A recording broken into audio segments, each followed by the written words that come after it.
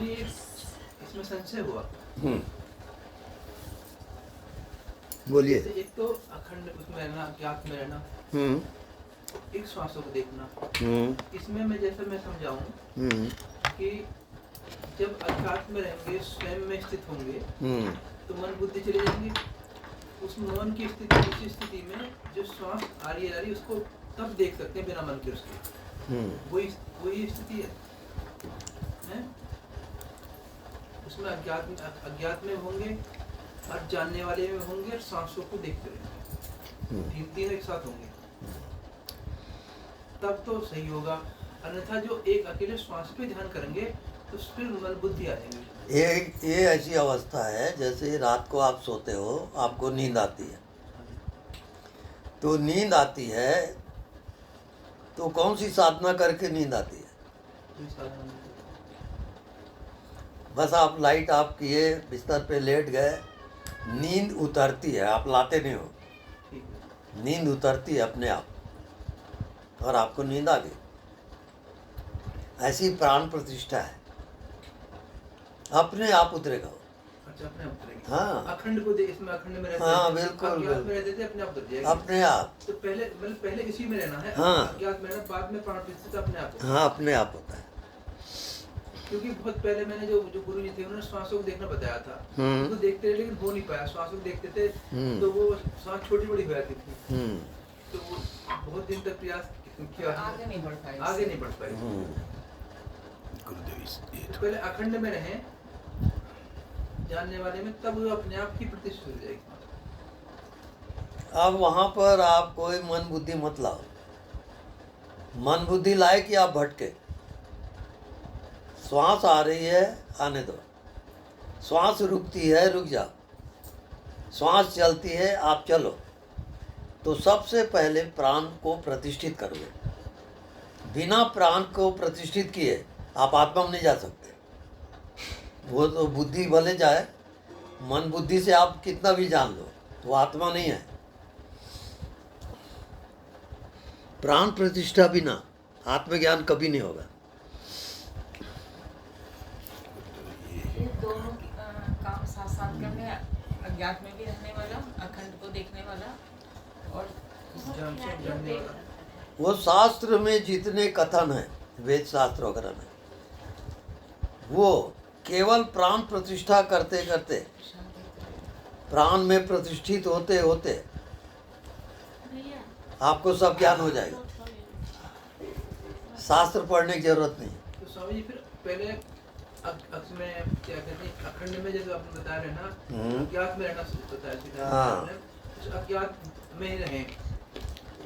अब वो आपकी आदत नहीं पड़ी है उस अज्ञात में जीने की, अच्छा, तो आदत डालनी पड़ेगी। अच्छा, जैसे हमने अज्ञात में रहने की आदत डाल ली, हाँ, और उसमें जानने वाले में स्थित होने शुरू हो गए। हाँ, उसके बाद तीसरे स्टेप पे आएंगे, श्वास अपने आप साक्षी हो जाएंगे श्वास के। इसमें आपको समझ में आए चाहे मत आए, आप तपस्या करोगे। किसकी? प्राण की। आती जाती श्वास में तपस्या करोगे, तब उसमें प्रकटीकरण तब होगा, नहीं तो नहीं होता। वो तो मन बुद्धि आपकी चेतना को घेर लेती है, आगे जाने नहीं देगी वो। प्राण प्रतिष्ठा हुए बिना आत्मा में जा नहीं सकते आप। साधन आप कितना भी कर लो, रात दिन, अभी आप जैसे बैठे हो तो आप अपने श्वास पे ध्यान दो। श्वास आ रही है, श्वास जा रही है, श्वास रुकती है, आप रुक जाओ। श्वास चलती है, उसके साथ चलो, और व्यवहार भी करो। दोनों थोड़ा कठिन है, पर वो जब आपकी लाइफ हो गई तो आपका प्राण, ये शरीर एक मंदिर है परमात्मा के। अब उसमें प्राण प्रतिष्ठा आपने किया, अब वो जीवित हो जाएगा। प्राण प्रतिष्ठा के बाद ही किसी मूर्ति की पूजा होती है, नहीं तो पूजा नहीं होगी।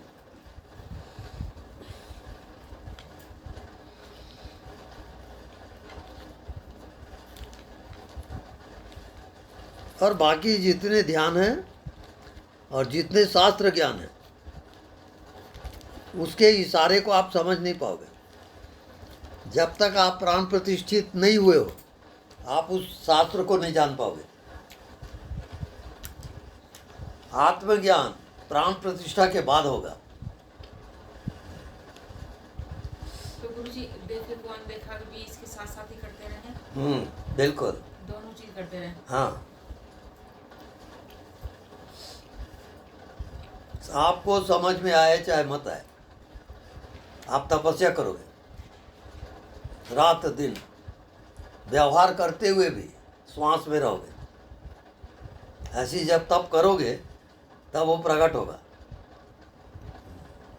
जीवन दांव पे लग जाता है पूरा, छोटी मोटी घटना नहीं है वो।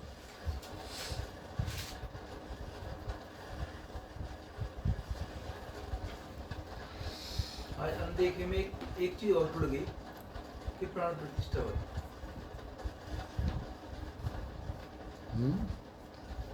क्या बोले? पहले जैसे अनदेखे को देखा करने को आपने कल बताया था। हाँ। बताया। हाँ हाँ उसमें ये और जुड़ गया कि जानने वाले को जानना। हाँ। इनमें ये और जुड़ गया कि श्वास को और देखना। हाँ, बस आती जाती श्वास में आप जीते जीते आपका प्राण वहीं रुक जाएगा। और प्राण जब श्वास में ठहर गया तो मन बुद्धि आपका गायब हो जाएगा, बॉडी गायब। तब आत्मा का दर्शन तब होगा। बिना प्राण प्रतिष्ठा के आत्म दर्शन कभी नहीं होगा।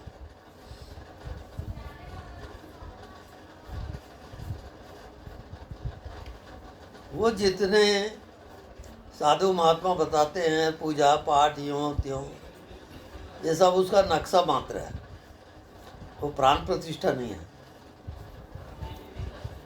स्वामी जैसे मुझे पहले बताया भी 24-25 साल पहले गुरुजी ने श्वासों पे ध्यान दो। तो क्या कमी रही जिससे कि मैं आगे नहीं बढ़ पाया? जैसे श्वासों को देखने उसमें क्या होता था, जैसे सांसों को देखता था तो सांस छोटी बड़ी हो जाती थी उसमें। आपका प्राण उसमें जागृत नहीं हो पाया। ये करने में क्या कमी रही मेरी? क्या करना, क्या और उसमें जोड़ना चाहिए मुझे, क्या करना?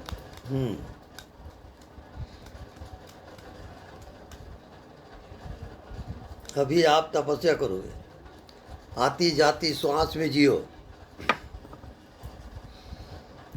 तो उसमें आपका मन बुद्धि स्टॉप हो जाएगा।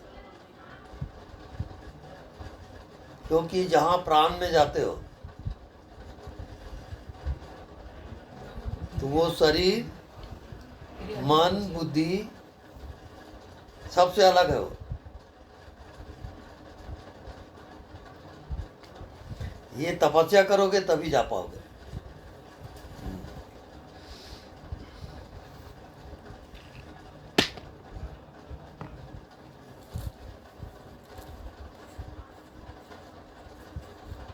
ये बहुत शास्त्र पढ़ने से नहीं होता, बहुत ज्ञानी होने से नहीं होता।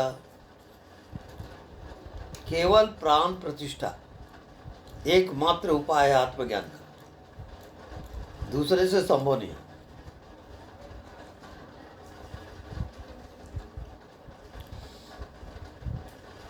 अब व्यवहार करते हुए भी आप अपने आती जाती श्वास को देखते रहोगे। श्वास भीतर गई, आप भीतर जाओ। श्वास रुकती है, रुक जाओ। श्वास फिर बाहर गई, आप बाहर आओ। ये तपस्या करोगे, उसके बाद कोई साधना की जरूरत नहीं। व्यवहार करते हुए आपकी साधना चलती रहेगी।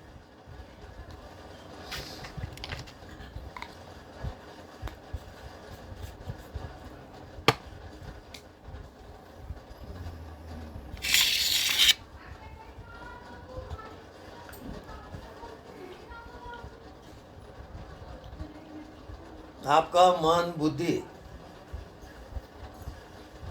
स्टॉप हो जाएगा, रुक जाएगा वो, क्योंकि आप प्राण में प्रतिष्ठित हो।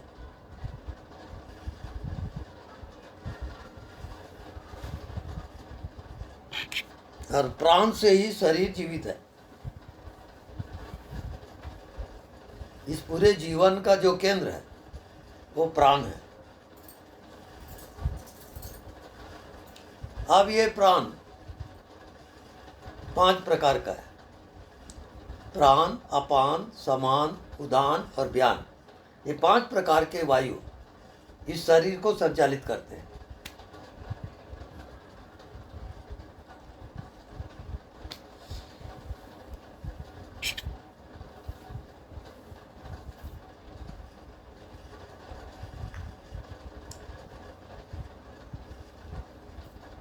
तपस्या करोगे, बिना तपस्या के नहीं होगा।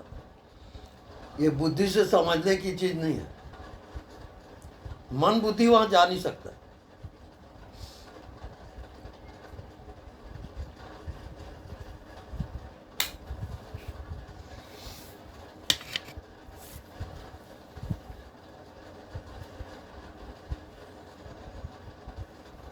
जब तक प्राण जागृत नहीं होता, आप कितना भी शास्त्र पढ़ लो, कितने भी साधना कर लो,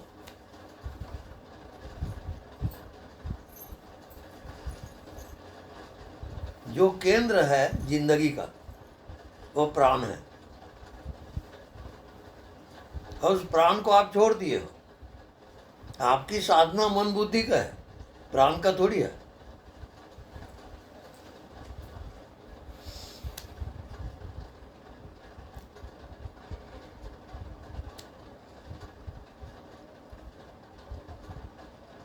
इसमें कंडीशन नहीं है। सोते जागते उठते बैठते व्यवहार करते प्राण के साथ जियो आप। श्वास आ रही है, श्वास जा रही है, श्वास रुकती है रुको, श्वास चलती है चलो। ये जिंदगी बनाओगे, उसके बाद साधना की जरूरत नहीं।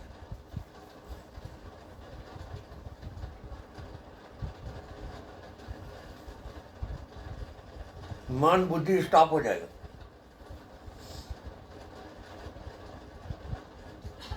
आप माया से परे हो जाओगे।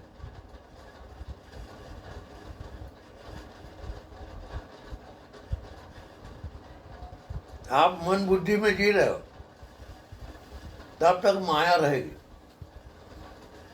तो जब प्राण में प्रतिष्ठित हो गए तो माया साइड हो जाएगी। माया का काम खत्म।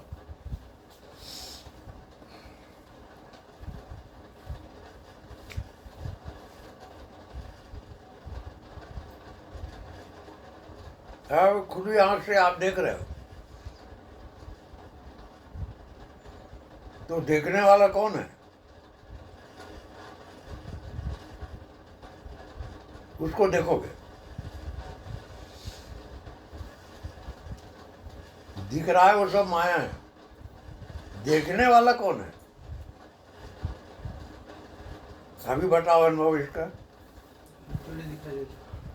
जो नहीं दिखाई देता। देखने वाले को देख करके बताओ कि क्या देखे।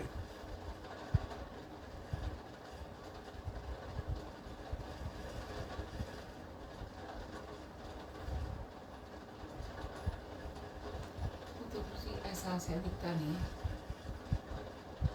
ये मास्टर की है। मास्टर की में हर ताला खुलेगा। देखने वाले को देखो। अब बताओ क्या जाने आप। शास्त्र है, इसमें शास्त्र है। तो मैं पहले कह रहा था कि देखने वाले में स्थित होकर के एहसास में रह करके अनदेखे में आगे। और जब श्वास को देखते हैं तो मन बुद्धि हट जाती है। और केवल जिस तरीके से आप बता रहे हैं वही श्वास इसी तरह के बिना किसी उसमें बदलाव करिए, स्वयं साक्षी से दिखा महसूस होती है। ये मैं 2-3 दिन 4 दिन पहले स्वामी जी सोच रहा था कि जब मैं करते मैं इस स्थिति में आकर के शांत हो गया और मौन की स्थिति महसूस हुई मुझे अपने आप में। और मौन में बैठ बस मौन में ये तो मैं वर्ड से शब्द बता रहा हूँ आपको। और जो चल रहा है जैसे श्वास चल रहा, श्वास को देख रहा हूँ अनहद आ रहा, आवाज आ रही है तो उसको देख रहा हूँ। उसमें मतलब इसमें कुछ ऐसा नहीं बदलाव, कुछ नहीं, सिर्फ और सिर्फ मैं देख रहा हूँ उस मात्र में। इसमें अब श्वास जोड़ लेंगे, उसी स्थिति में बैठ कर कुछ करना कुछ है ही नहीं उस स्थिति में, उस एहसास में श्वास को देखते हैं जहाँ तक आ रहा जा रहा। और जो अकेले श्वास को देख रहा था मैंने अपनी कमी ये पाई, मैं बहुत दिनों से श्वास को देखता था अकेला। तो श्वास को देखने क्या होता था, श्वास देखते हुए छोटा बड़ा हो जाता था और ज्यादा कोई नींद से आया थी कभी कभी। जो एक दो बार स्वामी जी ऐसा हुआ जब मैं थक गया और थक के आने के बाद मैं बैठ गया और बैठ के मैं ये तो कहती नहीं मेरी गर्दन लग गई नीचे को, लेकिन मैं बिल्कुल होश मुझे पूरा होश रहा कि मैंने सांस को देखा। लेकिन इन्होंने मुझे बार बार डिस्टर्ब कर दिया कि तुम नींद में आए चले, तुम नींद चले आते हो। मैं उस टाइम हो सकता है मेरी आंख नीचे गर्दन में ढलक जाती थी, लेकिन मैं पूर्ण होश में होता था और मैं उसके बाद बड़ा फ्रेश महसूस करता था अपने आप को। लेकिन इन्होंने मुझे बार बार कह के, मेरी वाइफ ने बार बार कहा तुम नींद याद नहीं, तो मैं उससे हट गया उस चीज में, वहाँ से ये क्रिया मेरी ये मेरा बैठना ठीक नहीं है। जबकि मैंने ऐसा स्वामी महसूस किया कि यदि मैं जितना थकता था, एक मेरी ऐसी जितना मैं थकता था काम करके और बिना खाना खाए आदि बैठ जाता नहा धो के, उतना ही मुझे आनंद आता था। मुझे लगा कि इसमें ही अच्छा है मेरा बैठना जो। लेकिन उसमें गर्दन टेढ़ी हो गई, तो तुम सोते रहते हो, ये तो मैंने फिर उस टाइम बैठना